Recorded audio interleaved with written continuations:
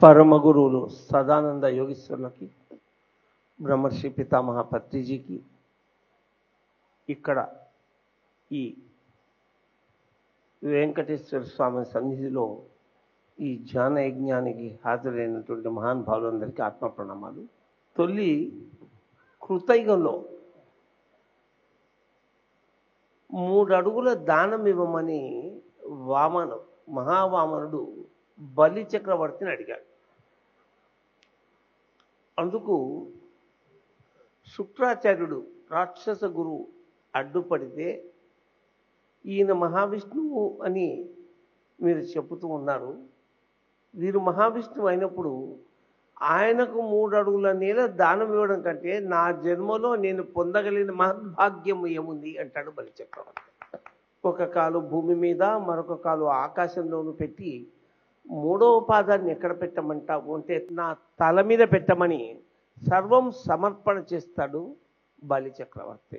రాక్షసులని యుద్ధంలో జయించడానికి సరైన ఆయుధము లేదు అని మునులు, ఋషులు, దేవతలంతా కూడా దధీచి మహర్షిని అర్థించినప్పుడు, లోక కళ్యాణ కార్యక్రమం కంటే ఈ శరీరం గొప్పది కాదు అని తన శరీరంలోని వెన్నెముకని ఆయన తృణప్రాయంగా ఇచ్చేసి శరీరాన్ని వదిలేస్తాడు.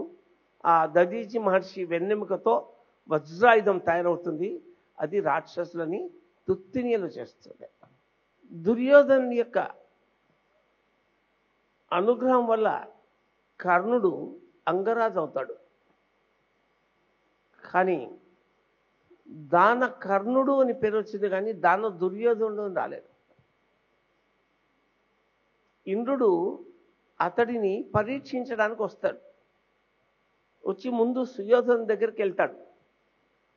దానికి ముందే ఒక వారం రోజులు ఏనుగు తొండాలతో దారులు కురిసేటారా ఆ హస్తినాపురంలో వర్షం పడుతుంది.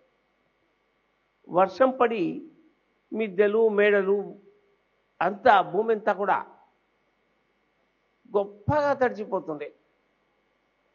ఏదైనా ఆరాలి అంటే కొన్ని వారాలు పడుతుందేమో అన్నంత వర్షం వచ్చింది.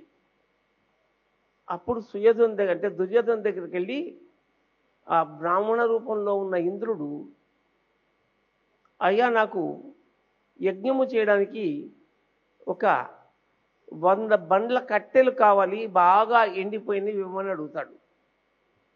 అప్పుడు సుయోధనుడు అంటాడు, వారం రోజులు ఇంత గొప్ప వర్షం వచ్చింది, ఇప్పుడు ఎండు కట్టెలు ఎక్కడి నుంచి వస్తాయి? నీకు మడులు కావాలా, మాన్యాలు కావాలా అడుగు ఇస్తాను అంటే, నాకు ఆ ఎండు కట్టెలు తప్ప మరేమీ వద్దు అంటాడు.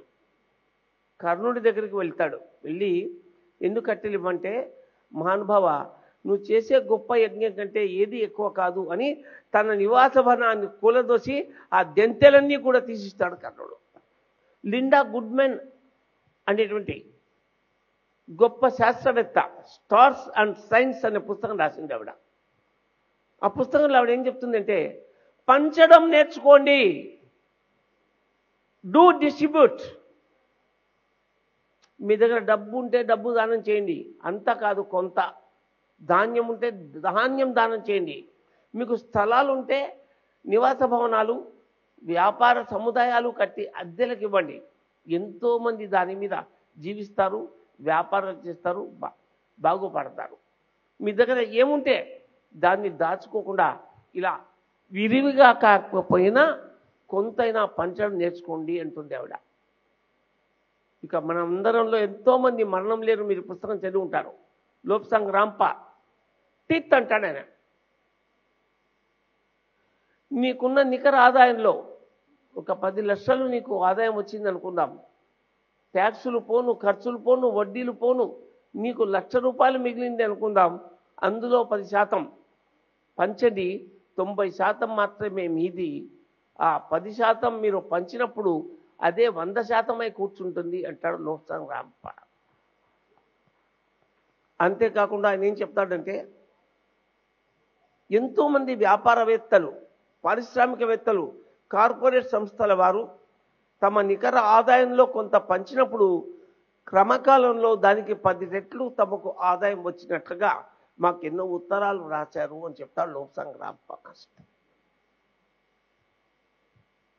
ఈ విధంగా ఇందాకే మహానుభావుడు మరి ఇవ్వడంలో ఉన్న గొప్పతనానికి ఈ అద్భుతమైనటువంటి లా ఆఫ్ గివింగ్ సబ్జెక్టుకు తగినట్టుగానే ద్రౌపది గురించి చెప్పాడు.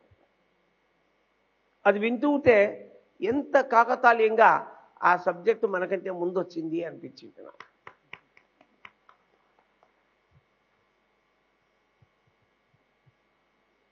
నాకు ఇప్పుడు 71 సంవత్సరాలు నడుస్తున్నాయి. ఈ 71 సంవత్సరాల్లో ఆహారము దొరకలేదు.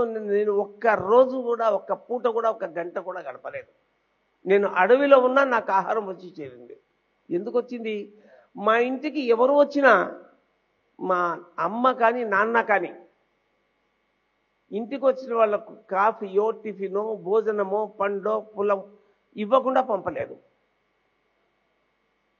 మా ఊరు కర్నూలు జిల్లా ఆత్మకూరు శ్రీశైలం పోయే రూట్లో ఉంది. అక్కడి నుంచే మా ఊరికి 8 కిలోమీటర్ల దూరం నుంచి అడవి స్టార్ట్ అవుతుంది. ఆ కాలంలో నాకు గుర్తున్నది ఇది 1962, 63, 64 ప్రాంతాల్లో, అంటే నాకు 7-8 సంవత్సరాల వయసున్నప్పుడు విషయం చెబుతున్నాను. అప్పట్లో ప్రయాణ సాధనాలు గొప్పగా లేవు.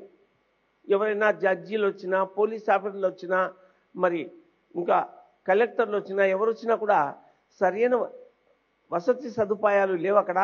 మా ఇంటికి వచ్చేవారు వాళ్ళు ఆహారం తీసుకోవడానికి, పడుకోవడానికి. ఎవరైనా సాధువులు మా ఊరికి వచ్చారంటే ఎవరింటికి భోజనం ఎక్కడ దొరుకుతుంది అని అడిగితే మారం రామచంద్రయ్య గారింటికి వెళ్ళు అని చెప్పేవారు. నాకు 8 ఏళ్ళ వయసు అప్పుడు నాకు బాగా గుర్తు. ఇంత మధ్యాహ్నం 12-12:30 ప్రాంతంలో మా ఇంటి పక్కనే హార్డ్వేర్ షాప్ ఉండేది. 2 సాధువులు వచ్చారు.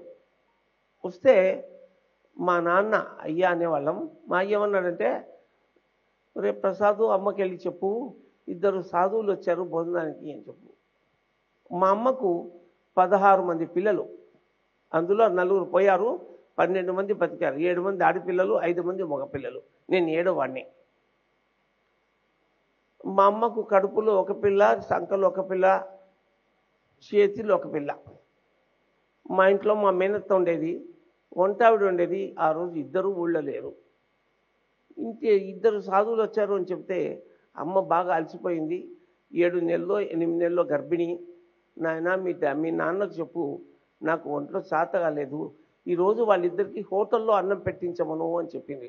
నేను వెళ్ళి నాన్నకు చెప్పాను, అయ్యా అమ్మ ఇలా చెప్తుందంటే, మీ అమ్మకు చెప్పు నా భాగం అన్నం వాళ్ళకి పెట్టమను, నేను వెళ్ళి హోటల్లో తింటా అన్నాడు ఆయన. అంటే అంత ధర్మశీలులు కనుకనే నాకు నా జీవిత కాలంలో ఎప్పుడూ ఆహారం దొరకక ఇబ్బంది పడే సందర్భాలు, క్షణాలు రాలేదు. పెద్దవాళ్ళ పుణ్యం పాపం పిల్లలకు వస్తుంది అంటారు. అదే బుద్ధి మాకు వచ్చింది. నేను చేసిన వాటి గురించి చెప్పుకోవాలని కాదు. ఇస్తేనే ఇవ్వబడుతుంది, పంచితే పెంచబడుతుంది, దాచుకుంటే దోచుకోబడుతుంది. ఇది విశ్వ న్యాయం. డబ్బు ఉన్నవాడు డబ్బు ఇవ్వాలి, జ్ఞానం ఉన్న వాళ్ళు జ్ఞానం ఇవ్వాలి, ఉద్యోగాలు ఇవ్వగలిగే వాళ్ళు ఉద్యోగాలు ఇవ్వాలి, వ్యవసాయం పొలం కౌలుకి ఇవ్వగలిగిన వాళ్ళు కౌలుకి ఇవ్వాలి. ఏది ఉంటే అది ఇవ్వడమే విశ్వ మానవ సూత్రంగా మన పెద్దవాళ్ళు చెప్తారు. ఇలా ఉదాహరణలు చెప్పుకోవాలంటే కృతయుగం, త్రేతాయుగం, ద్వాపరయుగం, కలియుగం ఎన్నో చెప్పుకోవచ్చు. మరి పత్రిజీ యొక్క చెప్పిన ప్రకారం 2012 డిసెంబర్ 21వ తారీఖు మధ్యాహ్నం 12 గంటల నుంచి ఈ భూమిపైన సత్యయుగం ప్రారంభమైంది. ఇదే విషయాన్ని 13వ శతాబ్దంలో శ్రీపాద శ్రీవల్లభులు దత్తాత్రేయ స్వామి మొదటి అవతారం వారు కూడా చెప్పారు. సత్యయుగం ప్రారంభమవుతున్న క్షణాలు ఇవి. ఇప్పుడు కొంతకాలం న్యూట్రల్ స్టేట్, తటస్థ కాలం ఉంది. ఒక 400-500 సంవత్సరాల తర్వాత ఈ తటస్థ కాలం పోయి సత్యయుగం ప్రారంభమవుతుంది అని. ఒకసారి పత్రిజీని ఒక ఆవిడ వచ్చి అడిగింది, స్వామి మీరు 2012లోనే జ్ఞానమహాయాగంలో చక్రంలో సత్యయుగం ప్రారంభమైంది అని చెప్పారు. అలా మీరు చెప్పి 3-4 ఏళ్ళు అయింది, కానీ సత్యం ఎక్కడుంది? మరింత దోపిడీలు పెరిగాయి, మానభంగాలు పెరిగాయి, హత్యలు పెరిగాయి. ఎక్కడుంది సత్యయుగం అంది ఆవిడ. అంటే పత్రిజీ అన్నాడు, సత్యయుగం గురించి మాట్లాడుతూ ఉన్నావు, నువ్వు సత్యంలో ఉన్నావా అని అడిగాడు. ఆవిడ దగ్గర ఏ సమాధానం లేదు. నువ్వు సత్యంగా ఉండడం ముందు అలవాటు చేసుకో, సత్యంతో జీవించు. పచ్చకామెర్ల వారికి లోకంతా పచ్చగా కనబట్టు, నీకు కూడా సత్యం కనబడుతుంది. అప్పుడు నువ్వు సత్యంతో ఉండడం నేర్చుకో. అలా మనందరము కూడా ప్రతి ఒక్కరము సత్యంతో ఉన్నప్పుడు ఆ ధర్మనీతి ప్రపంచంలో గొప్పగా ఉంటుంది. నా అంచనా ప్రకారం 2034 డిసెంబర్ 30 అంతా కూడా డిసెంబర్ 30 అంతా కూడా ఈ ప్రపంచంలో సగం మంది ధ్యానం చేస్తారు. అదే 2034 డిసెంబర్ 31 పొద్దునకంతా మొత్తం ప్రపంచంలో అందరూ ధ్యానం చేస్తారు అని నా యొక్క ఆలోచన, నా యొక్క అవగాహన అన్నారు పత్రిజీ. ఒకసారి ఎలాగో చెప్పగలవా అన్నారు.